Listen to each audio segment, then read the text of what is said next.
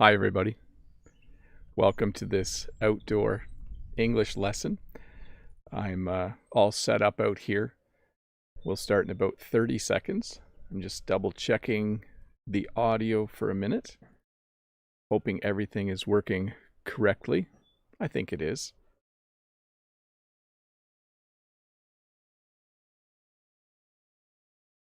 I'm just listening to myself right now. I think we'll start in about 10 seconds. I think it sounds like things are working properly. We'll find out as we go along. Hello, though, to everybody out there. Let's get started. Hello and welcome to this live English lesson outdoors. I was starting to second guess myself whether doing this outdoors was a good idea. It's supposed to rain today, but from the looks of it, I don't think it'll rain during the live lesson. There's also a lot of flies around me. There's actually a huge swarm of flies right there. I'm not sure why. Normally, where I live in Canada, we don't have a lot of flies outside. We have mosquitoes. We have a lot of other insects. And we have something called a deer fly or a horsefly. But these just look like normal house flies. So if you see little things flying around, that's what you're seeing. There's a few flies.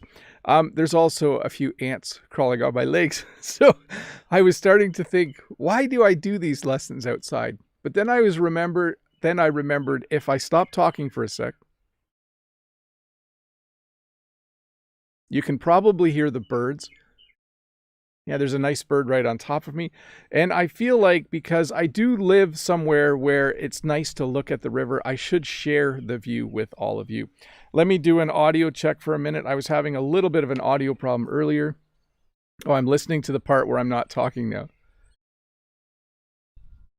There we go. It looks like everything's working great. Well, hello and welcome to this live English lesson.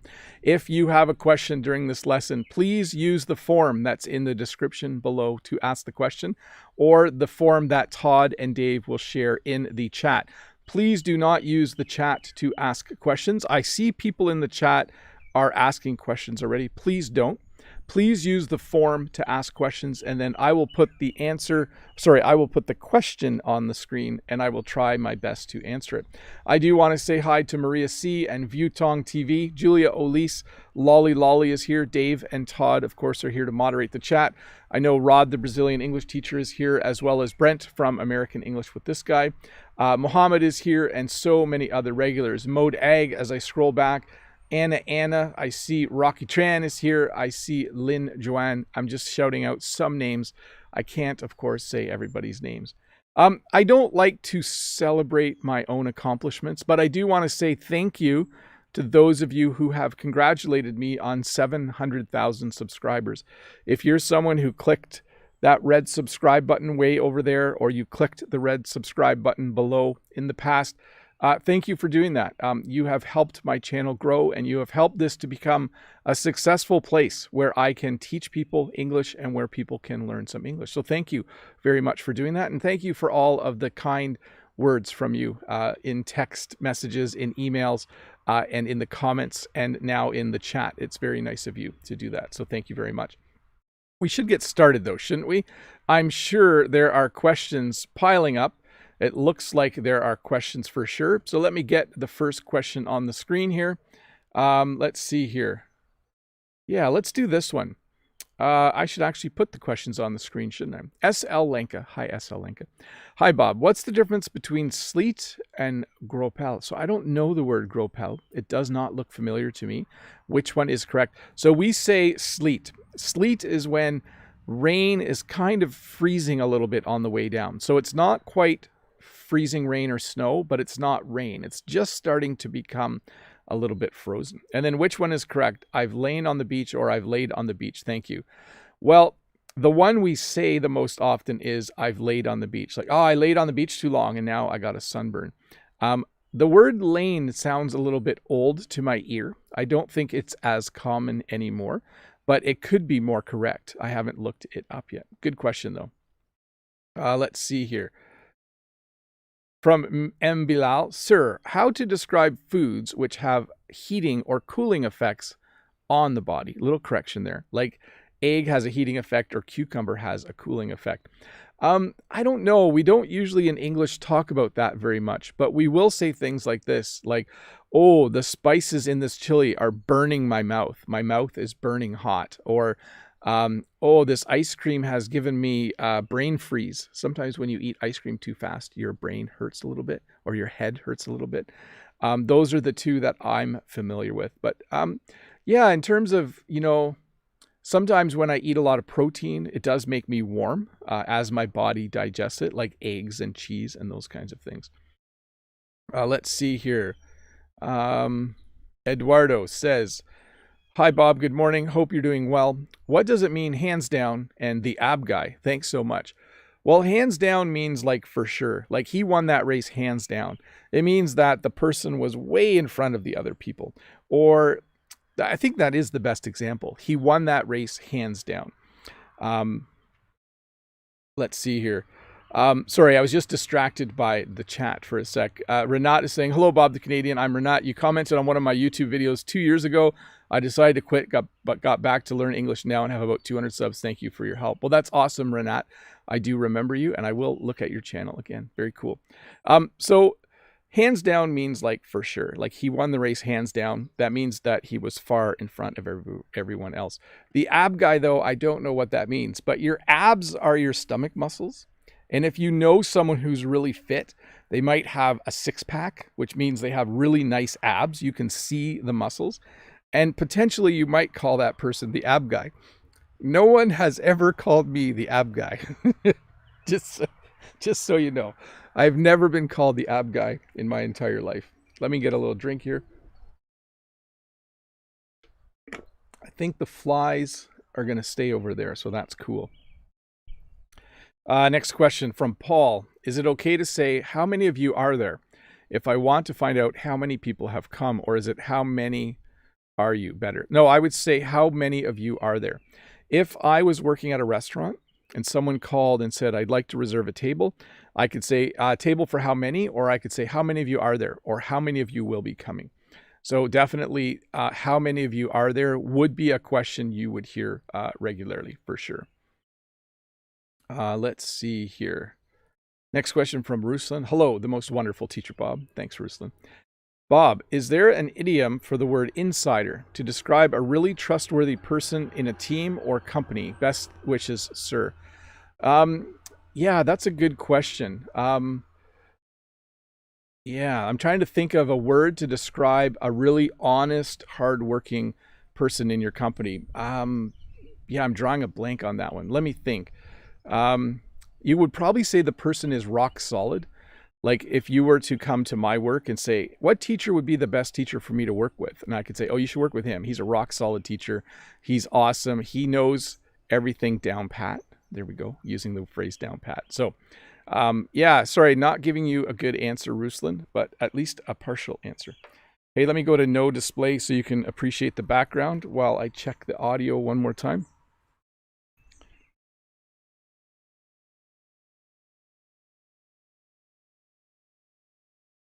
Okay, as I listened to that, I realized it sounds like I'm talking really quickly today. So I'll try to slow down a bit, but I'm excited. And when I'm excited, I tend to speak very, very quickly. Athanasios has the next question. And the question is this. Hello, teacher Bob. I'm working right now, but I have the word clout. I'll watch the rest later. Thank you. So clout is when you have a lot of power or control in a situation. If someone said, you know, Jen's family, her dad and mom should buy another house.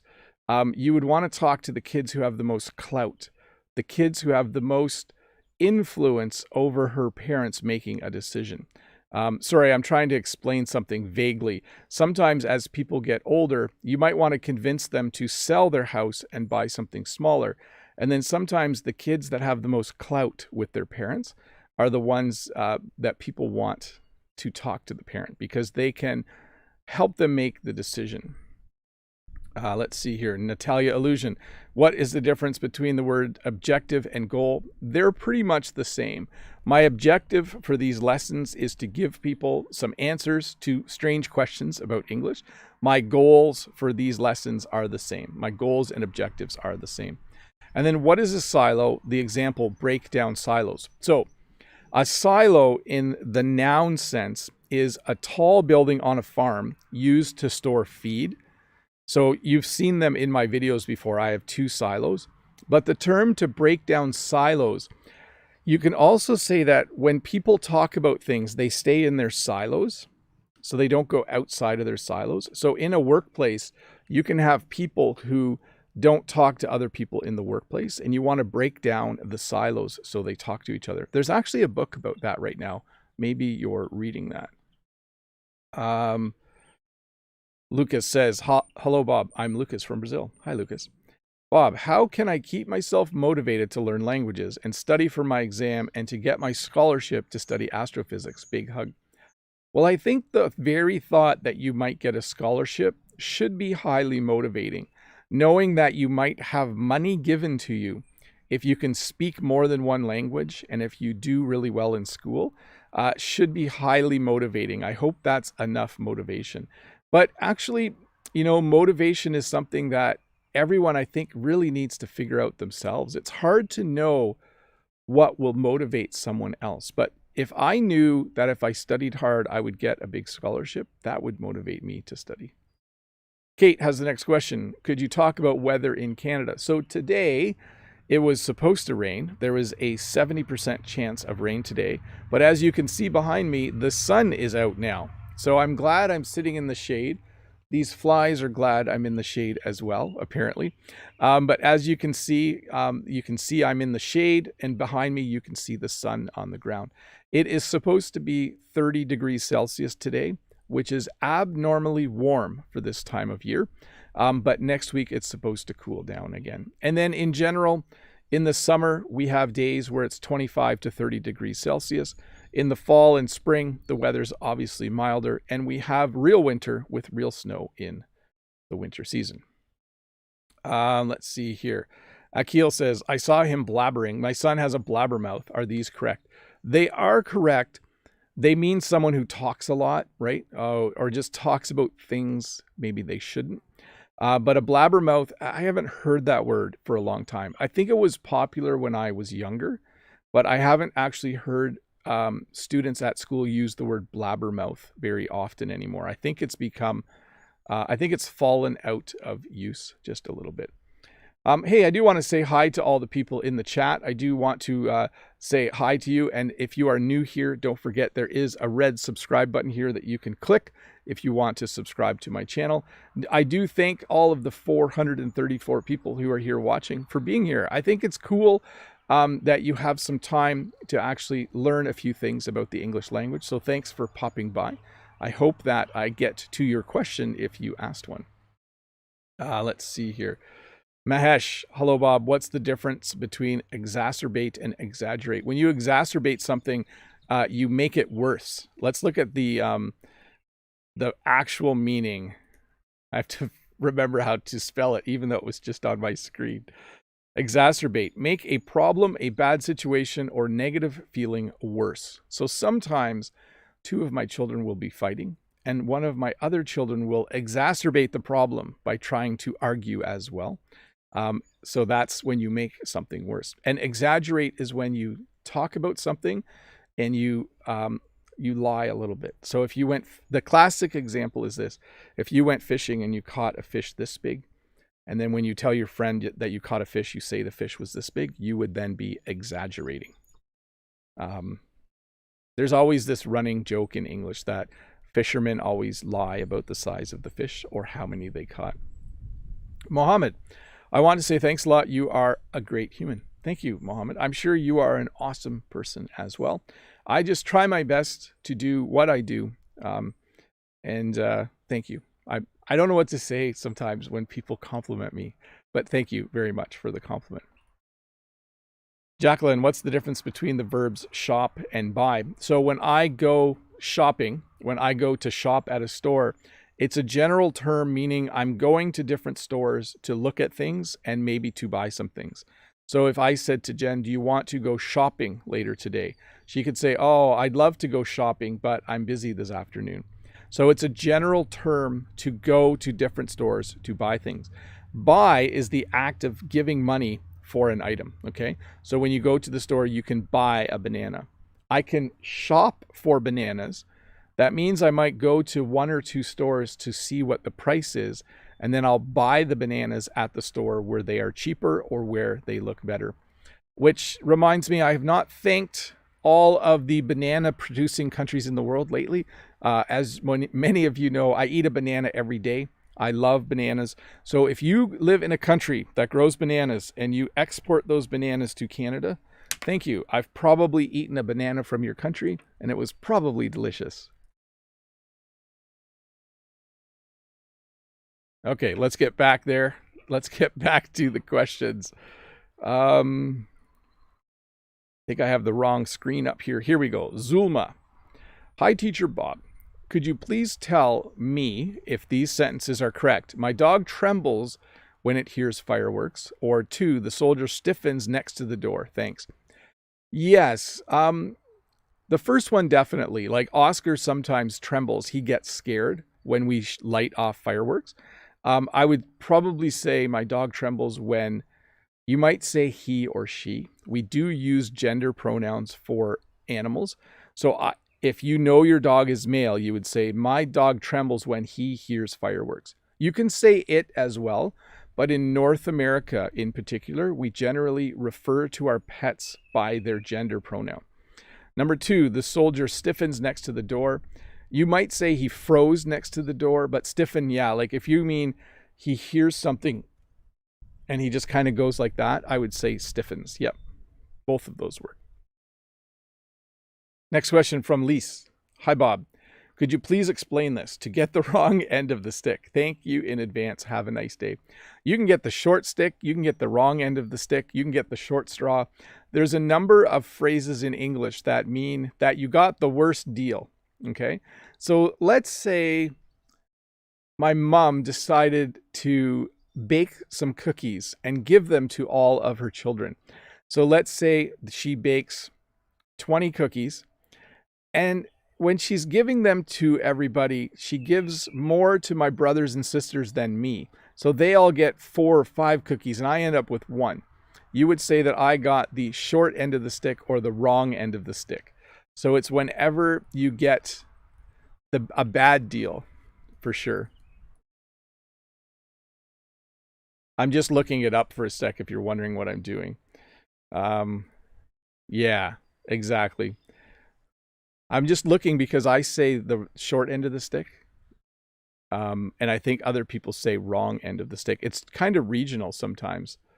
Those phrases, they change a little bit. So it might be different in one part of North America as compared to another.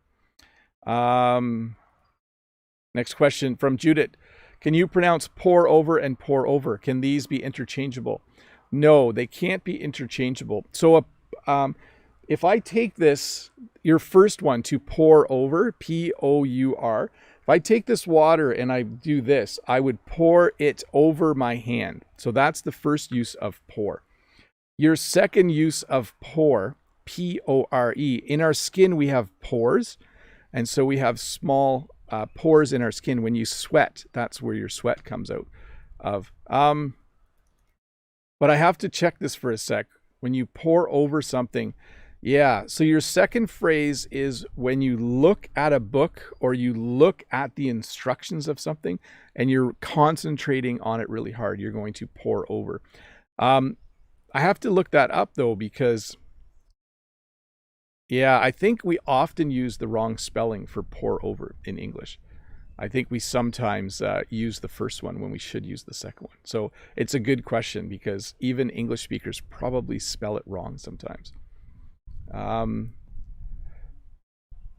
Okay, so I don't know the answer to this. William says, when we say to a woman, she is a funky cold Medina, what's the meaning and how does it sound? Is it rude or not? Well, it's probably rude because it's the lyrics from a song from a long time ago. And it's referring to things that I don't want to explain on this in this lesson. So you should look it up. It definitely would be rude to say, and it would also reveal that you're listening to really old music, I think. Yeah, you shouldn't learn expressions from TV without looking them up and knowing exactly what they mean before they use them.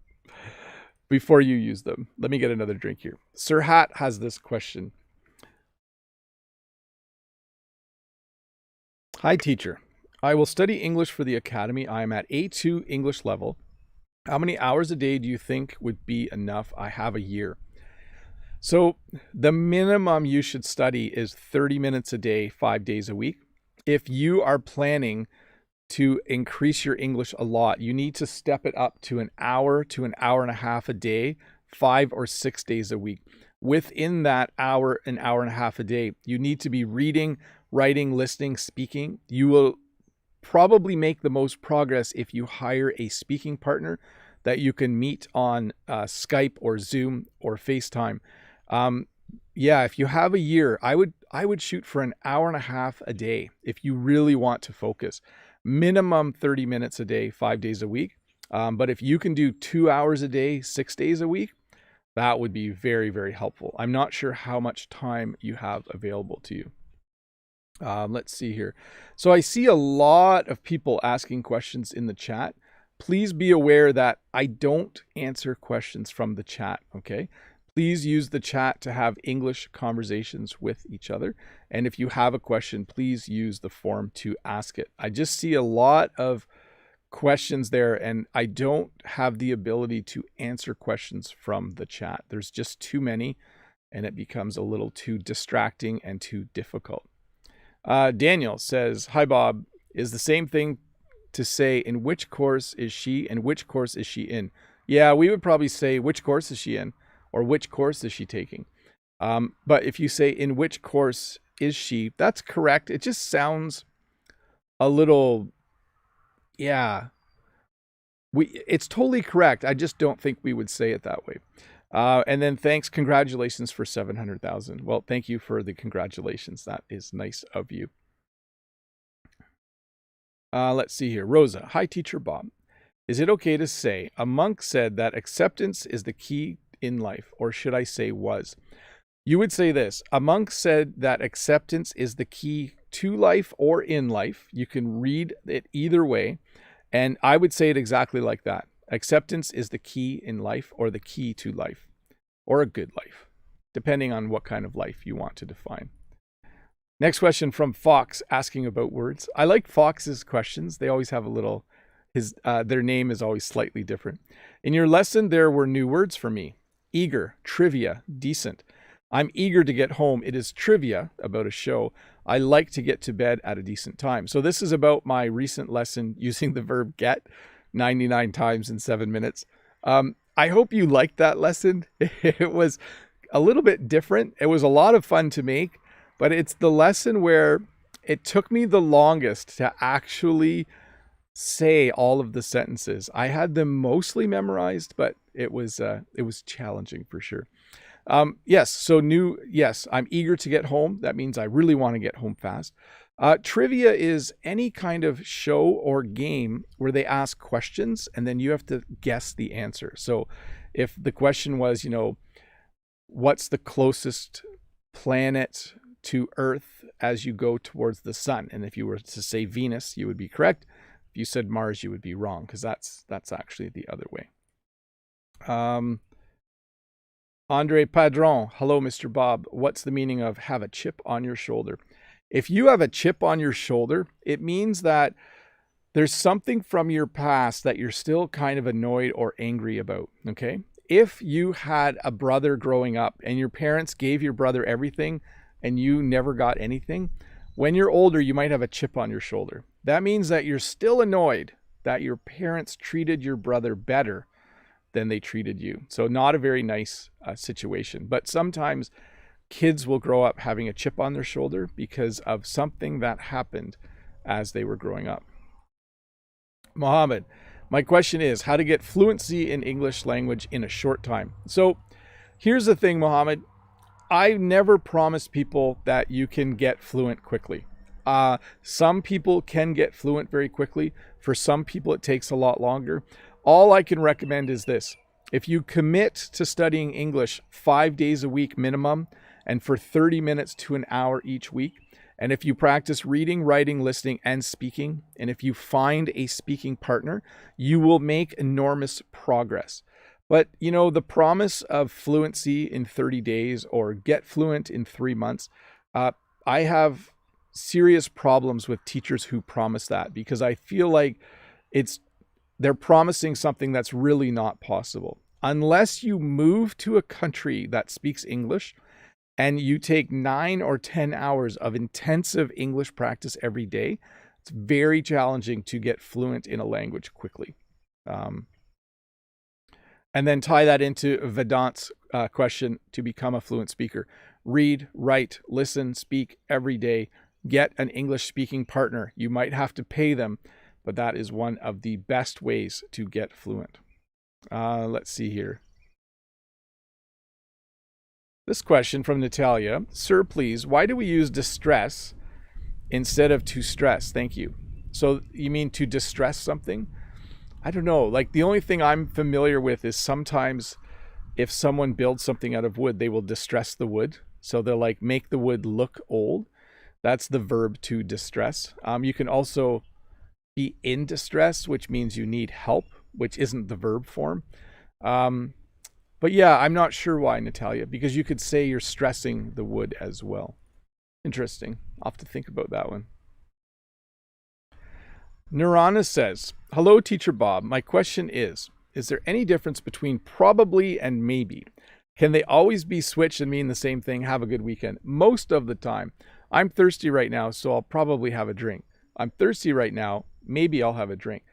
Notice how they're used a little bit differently. But they definitely mean, like, you could say, my son is going to university. Maybe he'll become a doctor. Probably he'll become a doctor. One is more possible than the other, by the way.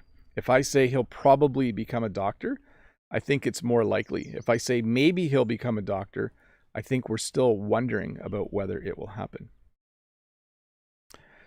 Amy, hi, hey Bob, good morning. How can I improve my speaking? Is there an easier way to do what? So I think learning a language is by its very nature difficult. I think learning to speak the language for me is the most difficult aspect of learning a language. And I think the only way to do it well is to do it a lot and to do it with a lot of different people. So the best way to improve your speaking is to have an English speaking partner. There's a link below to a website called Preply where you can pay someone to be your English speaking partner. It's a great website. I've used it for French in the past. I loved it. There's also places like apps like Cambly or italki. There's a variety of them now. But speaking with an English teacher or an English coach is one of your best ways to improve your speaking. You can also like read out loud, sing songs out loud, have conversations with yourself. Those are all very helpful, but certainly the best way to do it is to have an English speaking partner. Mohammed Khan says, hi, dear Teacher Bob. How are you? I don't have a question for today. Congratulations to 700,000 followers. I think we'll see the 1 million subscribers. Maybe we'll see. I don't know. You know, the funny part of this journey for me as a teacher is when I teach at a school, I just have the same number of students in my class all the time, between 20 and 30 students. And so when I teach on YouTube, I don't really think about how many of you there are, unless the chat is so full of questions that they're flying by really fast. But thank you. I appreciate the congratulations. That is nice of you. I do want to say hi to the 538 people who are watching. Remember, if you're new here, there is a red subscribe button down there. And for all of you, if you want to support my channel, there is a join button somewhere below that you can click on to find out more about that. Hey, I think I'm going to start members only chat a little earlier today, a couple minutes earlier. Let me turn that on for a sec and let me explain what's happening.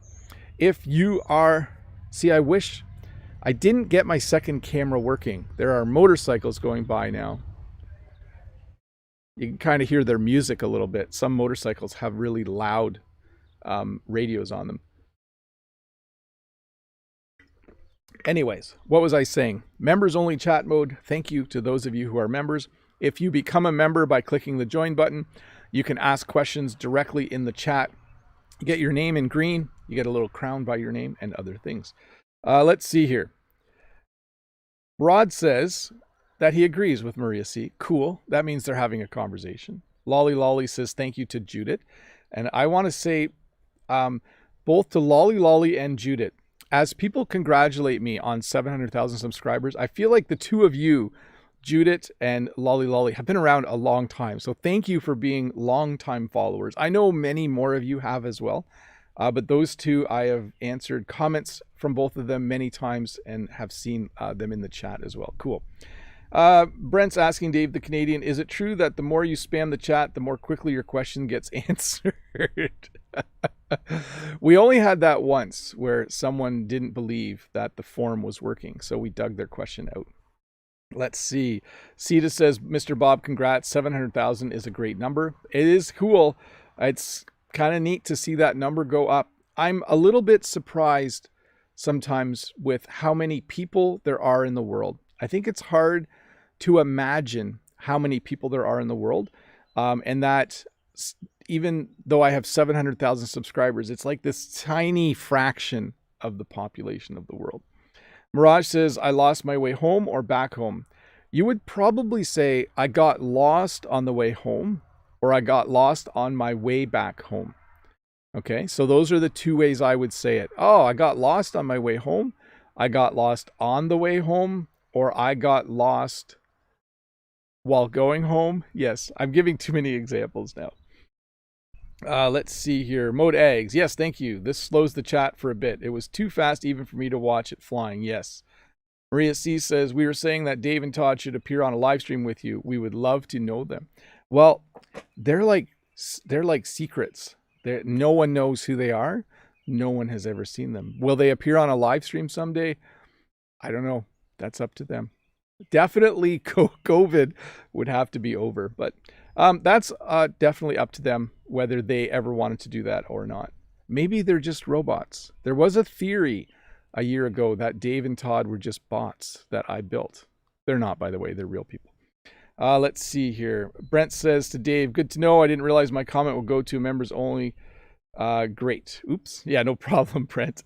That's the best idea I've heard. Yes. Let me get a question on the screen so that I can answer this while I wait for questions from members. Yasin says, hi, Bob. I hope you're doing well. I have two questions. What does... Oh, let me fix this. It's to have a beef with someone, okay? And is it possible to call YouTube the tube and Instagram the gram? So we don't call YouTube the tube, but people do sometimes call Instagram the gram. I have heard that used. I have not heard the tube to refer to YouTube. But your phrase, to have a beef with someone, means that you are disagreeing with them. You are not getting along with them. So you could say this. I once had... two of my uncles had a beef with each other. My one uncle was angry at my other uncle for some reason. And so my one uncle didn't come to family events for a while because him and my other uncle had a beef with each other. So they basically just had a disagreement, a long disagreement. I never really figured out what it was. Let's see. Johan from Quebec. Hi, Bob. Is there another word to say for someone who is easily influenced? In French, it's influençable. I hope I said that right. Influençable. The en sound is hard for me to make. Someone is easily influenced. Yeah, there is a word for it, and I'm having trouble remembering it. To be easily influenced, to be susceptible, to be... Oh, I have to look this up.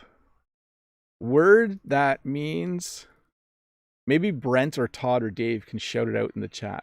Means easily influenced. Impressionable. There we go. I should have known that. If someone is impressionable, they're easily influenced. There we go. Let me back up to the members. Let's see here. The land space. Wait, let me back up. Oh, Mohammed, the landscape is really good for the live stream. I'll wait for the second camera view. Yeah, I hope I can get it working. What would happen is my main camera would stop when I turn the other camera on, and then my main camera wouldn't come back on again. Modaig says the mysterious moderators are cooler. There is something cool about not knowing what they look like. Julia says, hello, dear teacher. The view behind is picture perfect. And let me put that up. And you look elegant. Well, thank you. My question is about the phrase, I've got half a mind to. That means that you're thinking of doing something, but you're not totally planning on doing it yet. Okay? So let's say I'm angry with my sister. I can say, I have half a mind to call her and say that she did something wrong. All of my examples are about family conflict today. Everything's good in my family. It means you're not sure you're going to do it yet, but you're kind of thinking of doing it when you have half a mind to do something. Moto Explorer says, hi, Teacher Bob, nice weather, isn't it? I sold a bike yesterday to a guy who doesn't decide if he buys it or not for 1 week. How could I describe him? You would say he's taking an extended test drive. Or as a customer, you could say he's being a little wishy-washy. He's not sure if he wants it or not. Anna says, hi from Japan. Hi, Anna. Good to see you. Maria says, I don't think they are robots, but they are a mystery for sure. Yes, it's definitely a mystery. Rod says, just robots, Dave and Todd. We'll see how Dave and Todd respond to that. Maria says, oh, she's smiling to Brent. Naomi says, hi, Anna. Let me scroll down here. Anuwat. Hi, Anuwat. Hi, Teacher Bob. How are you? Many YouTubers in Thailand got hacked and lose their channels. How do you protect your channel from hackers? Thanks. Well, I can't explain how I do that here. That would be a little bit crazy. But I have engaged all of the security that you should engage when running something like this. Anna says, hi, Naomi. Mode Egg says, yes, the nasal vowel sound in French is challenging. It is, very much. Sita, Mr. Bob, could you please give me some examples using happy-go-lucky? So if you know any children, maybe nieces, nephews, or your own kids, who are happy all the time, who are happy almost in any circumstances, you would say they're happy-go-lucky. You know, oh, like my uncle is a really happy-go-lucky guy. He's just always in a good mood and always happy. Gullible is kind of close. I think gullible is probably a better word. Someone who's easily influenced, I would say gullible is probably a better word. Thanks, Brent, for that. Definitely. Because impressionable can be used to talk about, you know, as kids grow up, they're very impressionable. And so there's no negative connotation to that. You know, as a parent, you want to impress on your kids your values and what you believe. And so they are impressionable. But gullible means easily fall for scams and tricks. Thanks, Brent. Let's see. Sevji says, hello, Mr. Bob. Hello. Julia says, thank you, dear teacher. I got it. Modag says, I think it's a good idea if Mr. Bob had like a news ticker displaying the piece of advice that goes like, you should do reading, listening, writing, speaking, and learn new vocab. Yeah, I should do that. I should just have, when the question comes up, just have that scroll across the screen. The problem is, I think that sounds boring. I think it sounds like a lot of hard work. And I think a lot of people who are learning English or learning other languages naturally would love for it to go a lot faster. And I, in my experience as a teacher and as someone who's learned a language, have not discovered any other way to make language learning faster or easier. I think it is just hard work. And that's what I'm going to keep telling people, the honest truth, in my opinion. But instead of calling it breaking news, the heading should be broken record. So a broken record is someone who says the same thing over and over again. If a child keeps asking for candy at a store, you would say they sound like a broken record. Mohammed says, do you read books, Teacher Bob? Wondered your book that you read last time. So I'm still reading a book called Oathbringer, which is from the Way of Kings series. I've actually slowed down on my reading because I've been really busy the last few weeks and haven't had time. Sita says, thanks, Mr. Bob. Maria says, is gullible someone that believes everything people tell them? Yes, or most of what people tell them. Someone who is gullible, if you tell them something that isn't true, they will most likely believe you. Yes, I don't think I'm gullible. I think I was gullible at a certain age. Rod says, you're a happy-go-lucky person, dear Sita, for sure. Good description. Maria says, like credulous. Yeah. And Moto Explorer says, what kind of animals are the most common to see here in the north? I can see moose, bears, wolves while I'm driving. Is it the same in the south? So, no.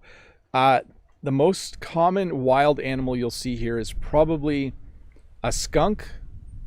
You might see a skunk. You might see a deer. You don't see bears around here very often. A fox. You might see a fox every once in a while. We have wild dogs. I know that doesn't quite count. But definitely, and then possums and raccoons. Those are probably the most common in this area. Although in terms of birds, we did see a bald eagle the other day. So I was surprised. We tried to get a photo of it because if you get a photo of a bald eagle, you can let them know, and they're kind of on a map tracking them because it's an endangered species here in Canada. Well, I think it is. I haven't actually researched that. Let's see. Dan Brown uses it a lot. Yeah, Dan Brown is a good author. Sita says, thanks, Rod. Sometimes some things make me mad, but usually I'm most of the time in a good mood. Nice to know. Hey, let me get to my control panel here, and let me turn off members only chat. As I'm doing that, let me just mention once again that I really appreciate all of my members. Members are people who have clicked that join button below and who support my channel. If you do that, you get an extra video on Wednesday. You get your name in green during the 2 live streams each week, and you get a little crown by your name, and you get to participate in members only chat for a little while during each live lesson. Let's see here. Tintin. Hello, Bob. This is the first time I've joined your live stream lesson. Thank you for teaching all of us. I just want to ask you, have you ever been to Vietnam? Couple little fixes there. No, I have not been to Vietnam. I have a long list of countries that I would like to visit and people would like me to visit. I'm not sure how quickly I'll get through them all. We'll see. Let's see here. Just looking at the chat for a sec. Empower English says, pushover is another word for someone who is easily influenced. Yes. And that has more of an aggressive aspect to it. So that would be someone who, if you are pushy, if you are overbearing, you can convince them easily to do things. So it means the same, but just a slightly different connotation, we would say. One sec here. Let me get my next question. Mode says, hi, Mr. Bob. How does your knowledge of English compare to that of a layperson native speaker? You may use a scale of 10 if you wish. I think you get a solid 12.75 out of 10. Thank you. So I have an advantage over a normal layperson in that I have taught English classes in the past. Not only do I teach French, but in the past as a teacher, I did teach English. It's a little different, though, than teaching English to people learning English. When I taught English, I was teaching English-speaking students about grammar, about spelling, about understanding novels and short stories, and teaching them how to write.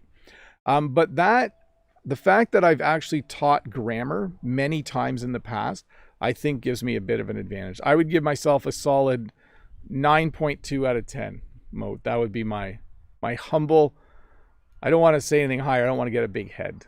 So here we go. Vulcan says, hey, hi, Bob. Can you give an example of sentences using the following words? All, full, complete, completely, whole, wholly, entire, entirely, through, and thoroughly. Oh my. Okay, here we go. Let me have a little drink first. I don't want to drink all the water. This was full when I came out. And if I drink a complete bottle of water, I have to go to the bathroom. I just used 3 of the words there, by the way. Okay, I started already for those of you that weren't paying attention, thought I was just drinking water. Let's see. Completely. Yeah, after a meal, I'm completely full. Okay, so yesterday we had pizza and I ate way too much and I was completely full because not only did I eat the whole pizza, but I ate a whole other pizza, which was wholly a bad idea in my opinion. You should never eat the entire pizza, because when you eat it entirely, you get really, really full and you don't feel very good. And then you go through a little bit of time where you just feel sick. Okay. So I think that it's good to thoroughly think through what you're going to eat before you eat it. You might have to rewind to listen to that. But I did just use all those words, and I was speaking a little bit quickly. I see that Talk Italian with Arone says, Bob, we missed the glass jar you usually use to drink out of. The problem, Arone, is I need a lid when I'm outside, because otherwise bugs try to go in. So they go in through here. They go in through here, and then it's thoroughly disgusting. The entire bottle is then a waste. I can't drink it because the whole thing is just kind of messed up. It's just wholly disgusting. I was trying to use a bunch of words again, but anyways, let me go to the next question. Thanks, Vulcan, for that question. Masato says, Dear Bob-san, a question from Japan. My American boss is leaving Japan soon for his next post in another country. I want to show my appreciation. Any good phrase? I would just say it was very enjoyable working with you. If it was, hopefully it was. You could say, I learned a lot from you. So those are both phrases that show respect and thankfulness. So you could say, I wish you all the best at your next post. I'm going to miss working with you. I learned a lot from you as a boss. You were a good boss. I would say things like that, definitely, for sure. One sec here. Excuse me. I should mute my mic when I do that. Next question from Arena. Hi, Bob. Please explain how to use to break the hold and to come undone. Thank you. Best wishes from Ukraine. So these are phrases you might hear in a song, especially a song about love. So you might say you want to break the hold she has on me, or I want to break the hold he has on me.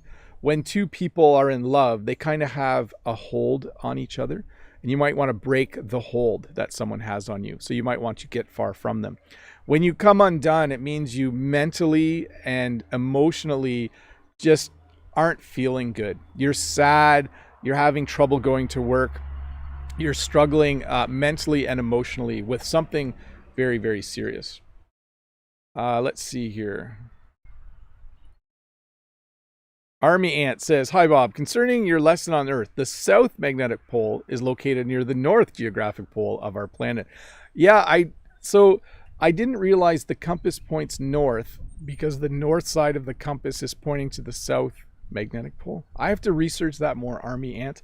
But I think I had limited geological and geographic knowledge when I was doing that lesson. I think most of what I said was correct, but there were a few things I should have researched a little bit more. Let's see. Sergey says, Hey, Bob, how are you? My question is, what is severance pay? Saw it in the series and can't get it. Wish you strong health. So in Canada, and I think in the United States as well, when you leave a job early, they sometimes give you severance pay. So here's a good example. You might have someone who's worked somewhere for a very long time. Maybe they've worked somewhere for 25 years. And in their contract, it might say for every year they work, the company owes them $100 of severance pay if they fire them. That might be part of the agreement. So after 20 years, when that person is let go or fired, they get severance pay because they have money owed to them because of the agreement. I think that's the best explanation I can make. Let's look that one up. Let's get a formal definition of that, because there's several ways to get severance pay. An amount paid to an employee upon dismissal or discharge from employment. So I think sometimes professional athletes have this, where they get paid $1 million a year, and then if the team lets them go before the end of their contract, they get severance pay. Okay, they get an extra amount of money because they're being let go early. Lando says, Morning, Bob. My name is Lan from Vietnam. Hi, Lan. I want to turn my passive vocab into active ones because sometimes my mind goes foggy and are you inarticulate? Because if you're articulate, you're not having a problem. Maybe you go foggy and you're inarticulate. This is a tricky one. And again, the best advice I can give is if you're having trouble in conversations, find someone you trust and like that you don't mind making mistakes in front of, and talk to that person as much as you can in English. This is one of the reasons I do recommend that people hire an English tutor online, because an English tutor, it's a lot easier to make mistakes in front of an English tutor than it is when you go out with your English friends or an English speaking colleague. So practice with someone where you don't feel scared to make mistakes. Okay. Let's see here. Larissa says, little fix here. When do we use insurance? We need to change the E to an A, and insuring. So I have insurance on my van. The company that I give money to is insuring my van. Okay. I'm going to go to them to get insurance because I want them to insure my van. So that's the difference between the noun and the verb form. Let's see here.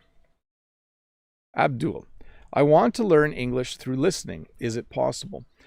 So listening is highly important, and it's the one thing you can do a lot of. The problem is sometimes people do so much listening, they forget to work on their writing, their reading, and their speaking.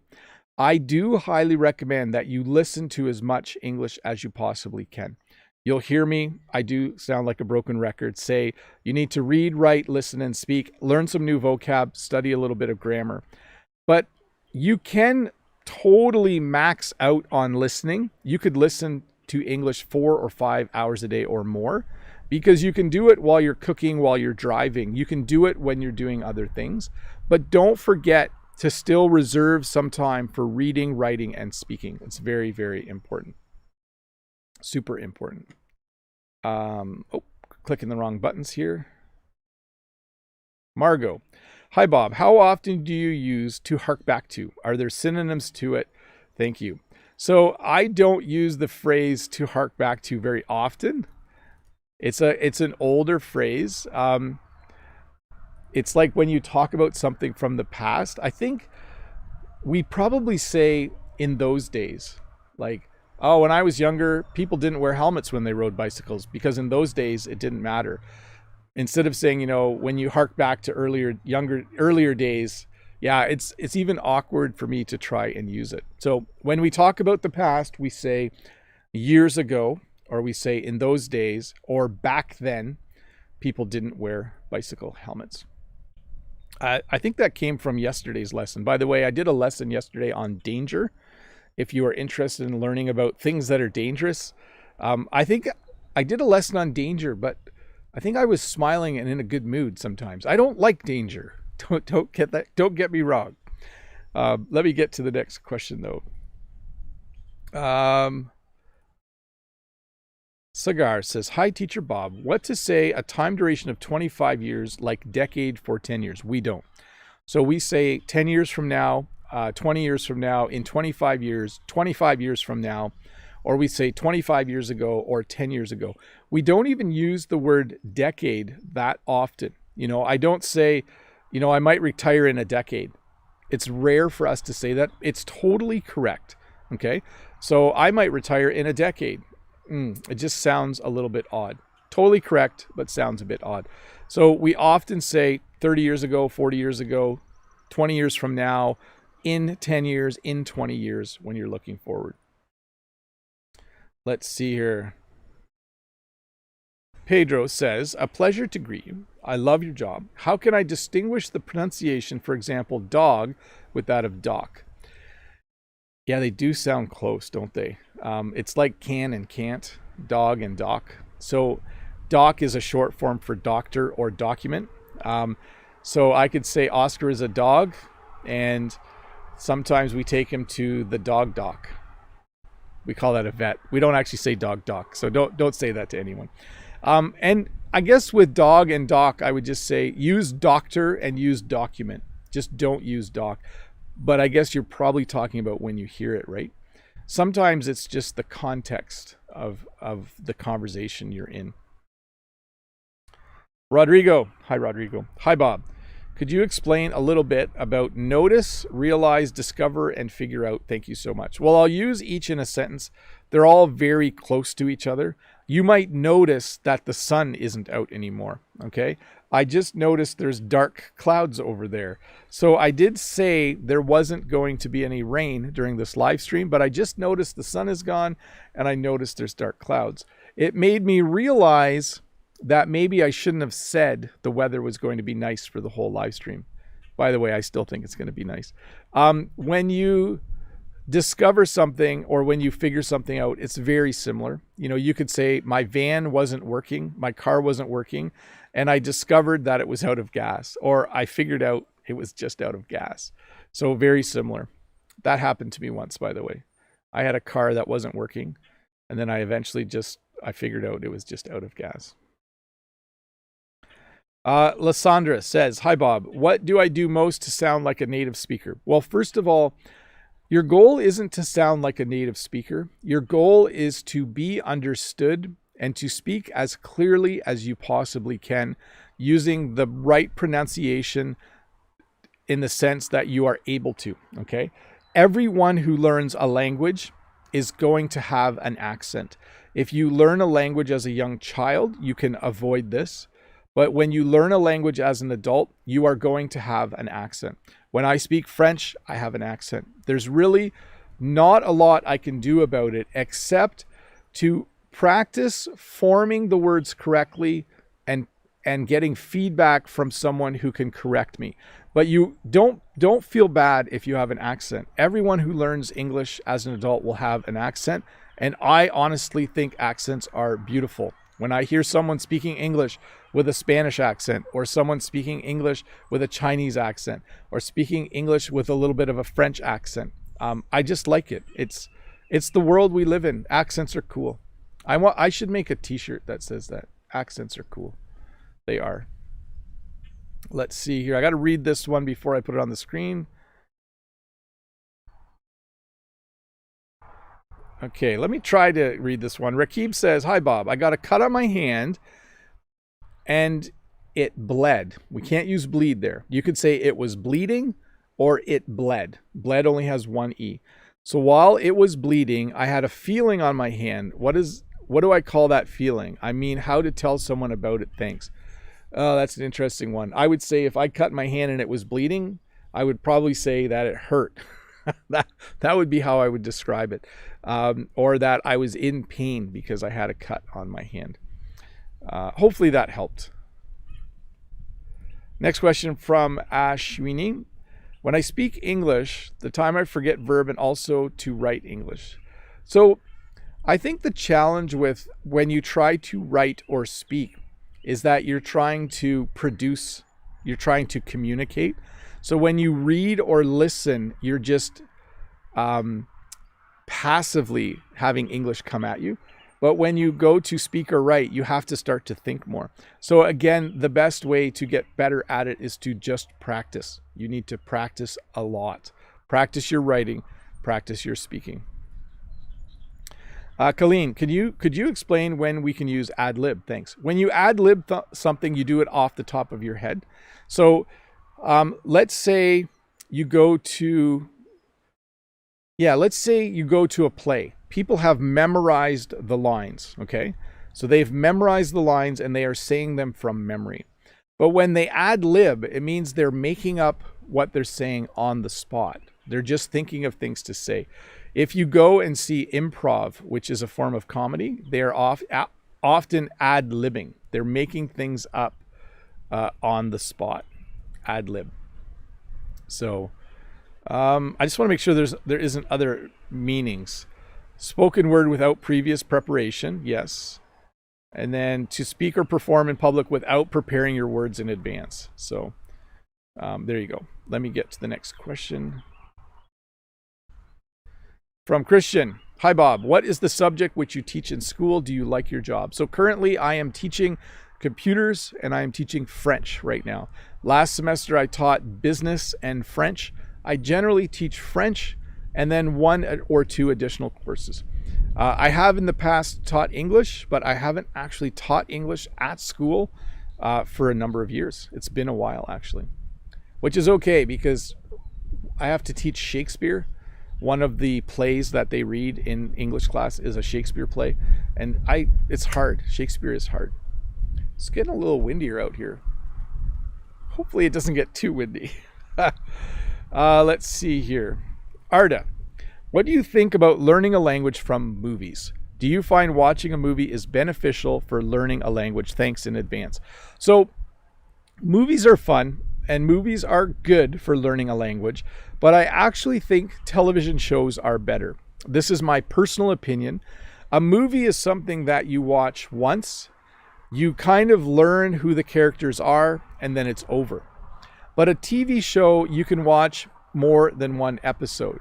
So if you were to watch a TV show like Friends, there are many, many episodes of Friends, and there's many, many years of Friends, many seasons.